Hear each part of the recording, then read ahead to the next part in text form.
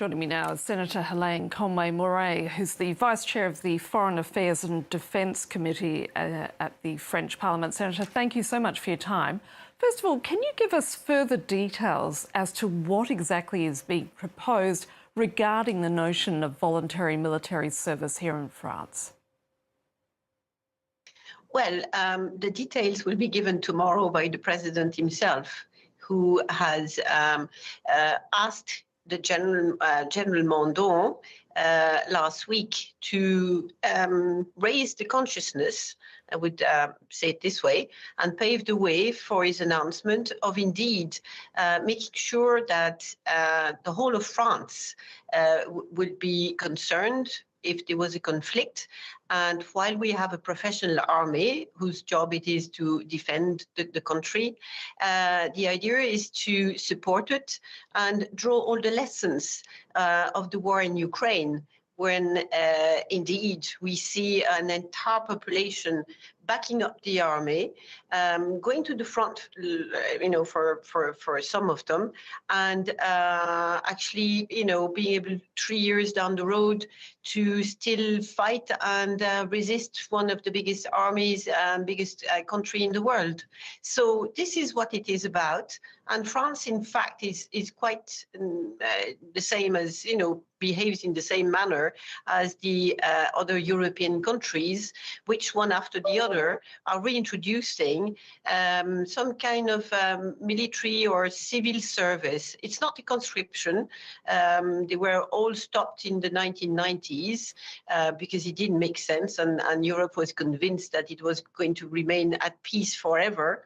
But now we have real threats, and we have to deal with it and prepare maybe for a potential conflict. So this is what it is about. And as you point out, it's very much driven by the threat from Moscow. But I'm curious to know, what will it mean physically for the military as such? Are you able to give us any details on that front? Well, it's not, again, a conscription, because a conscription means the entire population being asked for a number of months, sometimes it's a year, to actually train with regard to, being able to engage, be engaged if attacked. So this is a service that will train a whole lot of people to their skills.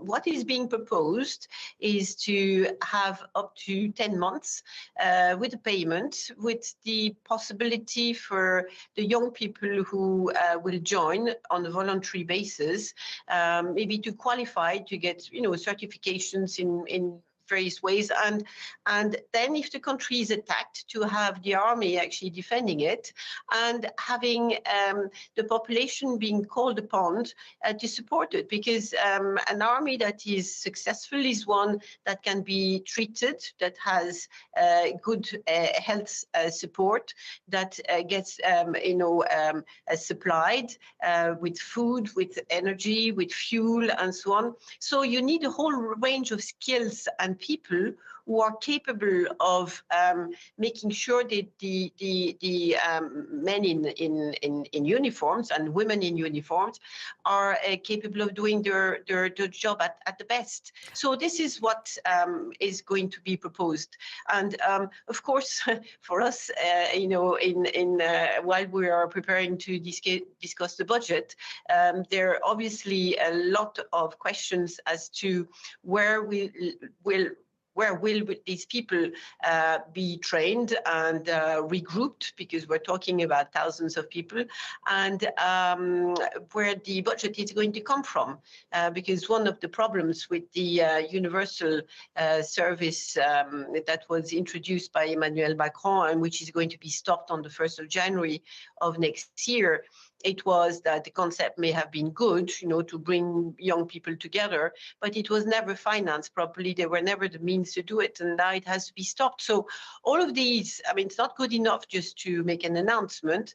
I think it will need to be organized properly, and certainly that the financial support will be there for it to, be put in place in proper manner.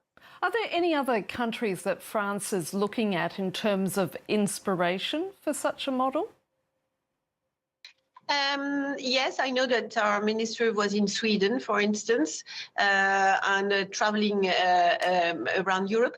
I was myself in Berlin last week, on Thursday of the previous week, when the Bundestag actually passed new legislation for young men and women in Germany to be able to enter this service. I'm reluctant to use a military service because, in fact, it is not for people to join the army per se. Some of them, after that year, may indeed decide to join the army. But it's to have the training that will help them to do their job at best, for what part they will actually play if there was a conflict, and also know how to support and behave collectively, while understanding what's happening and how to react. I mean, you're talking about it almost as community service as such, aren't you? Yes, I think there's a part of that because, there was a lot of, I think, misunderstanding, when the term conscription was used, kind of say, well, we had it, we stopped it, and now we are reintroducing it. But we are not, because, in fact, there is not a need now to have an army beyond the one that we have, which is a professional army with the equipment that they use, which we know is not sufficient at the moment. But we will be discussing hopefully a budget that will equip the French forces properly in the future. But no, we're talking about an entire nation being able to resist. And sorry for coming back to Ukraine, but this is all about the success of Ukraine's resistance. It is not just its small army, and while it was extremely well trained and maybe prepared indeed to fight, but it's the entire country. And even today, there are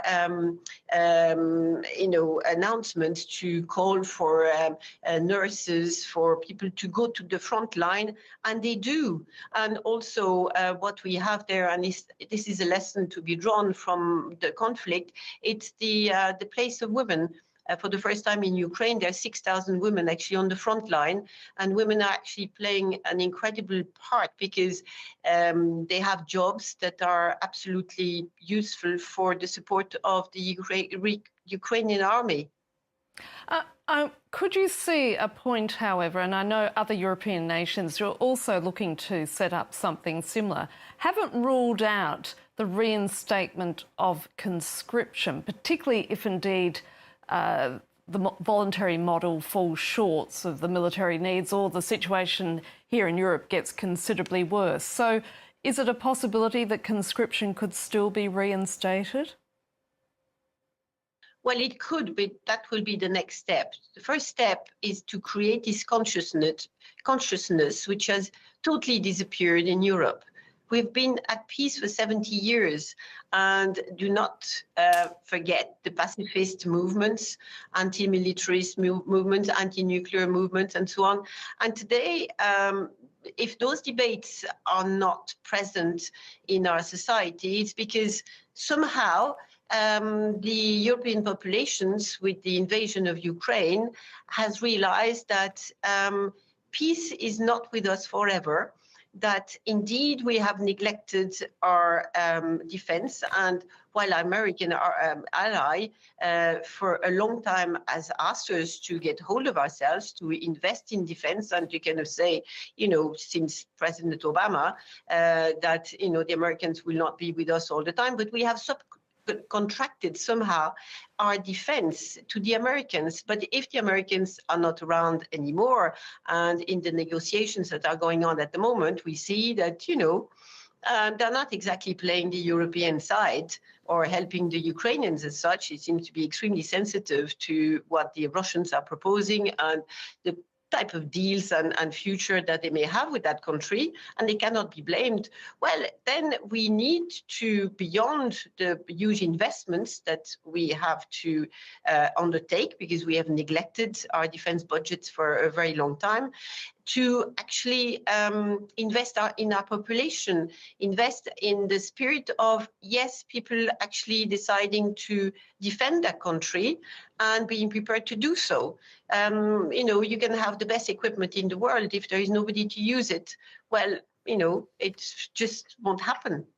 Senator Helene Conway-Mouret, thank you so much for your time. Thank you to you.